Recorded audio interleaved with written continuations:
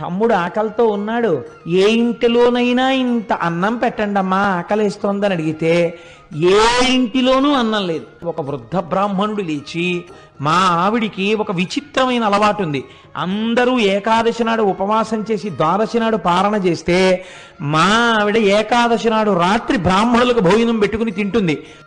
ఒక తల్లి మెరిసిపోతూ విజయవాడ కనకదుర్గమ్మలా ఇంత బొట్టు పెట్టుకుని ఎర్రటి చేతులతో షడ్రశోపేతమైన భోజనం పెడితే కావ్యకంఠ గణపతి ముని తమ్ముడు కడుపు నిండా తిన్న తర్వాత ఆవిడ ఇద్దరికీ తాంబూలం ఇచ్చి, ఇంత రాత్రి ఎక్కడికి పోతారో అరుగు మీద పడుకోండి అంది. ఈనాడు తెల్లవారిపోతుండగా తెలివచ్చింది, ఇద్దరు పడుకున్నది ఒక వినాయకుడి గుడి అరుగు మీద ఉన్నారు. ఇదేమిటి వినాయకుడి గుడి అరుగు మీద ఉన్నామేమిటి, మనం రాత్రి అన్నం తిన్నాం కదా, మనకి పెట్టినట్టు గుర్తు తాంబూలాలు కూడా పక్కనున్నాయి కదా,